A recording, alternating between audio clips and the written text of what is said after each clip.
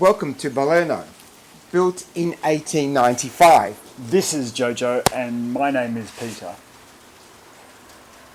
And this home was built by Henry Darling McBean, otherwise known as Darwin.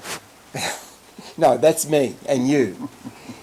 The house was built for his family, and Henry was a prominent architect in Castlemaine. That's Castlemaine. He was known for building approximately 23 buildings here, and one of them being the town hall. A busy boy in his time. But that'll be another story. So today we are the new purchasers of Balerno, Balerno. and we'd love to take you through. So come along with us as we show you this grand home. It's nice, but you know, there's grander homes than this, but this is our home. So welcome.